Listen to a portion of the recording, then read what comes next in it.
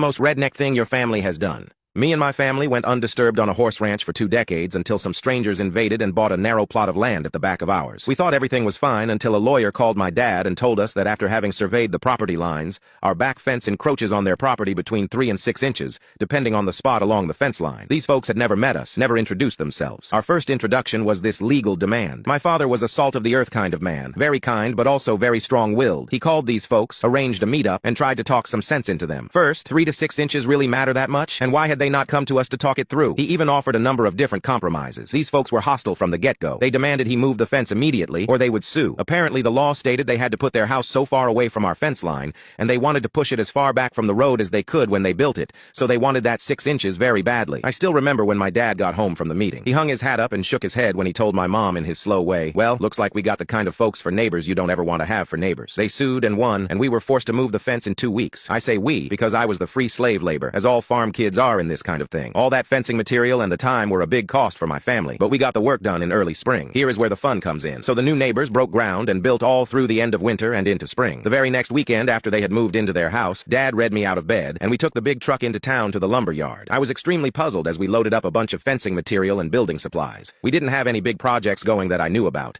and I kept asking him what it was for, but he just told me to wait and see with a devilish smile on his face. We built a pen and a small enclosure very near our back property line, directly behind the neighbor's new shiny house. The next day, one of our farm friends delivered a half-dozen pigs to their new home. Dad insisted on feeding those hogs table scraps and all the things that would go in the composter, as well as some good balanced hog feed to keep them healthy. Now, you may not know this, but the smell of pig excrement is directly related to what they eat, and their pen table scraps make them smell bad. I mean bad. I had to drive the four-wheeler back there every day to take care of them, and within a month, halfway there, my eyes would start watering. It smelled so bad. When we mucked out the pen with the bobcat, we also made the pile right next to the pen. I can't even imagine how bad the smell was living in that house. The neighbors, of course, freaked out, and again, without ever even trying to talk to us, went the legal route. They lost. The area was zoned agricultural, and my dad had done his homework to make sure he was breaking no laws or regulations. The pigs were far enough from us and our other neighbors that it didn't bother anyone but the people he wanted it to bother. Come fall, when winter moved in, we sold the pigs to slaughter, and Dad stacked up a bunch of building supplies next to the pen and let the neighbors know we would be expanding the profitable operation in the spring. When they came out to scream at him, he smiled the whole time,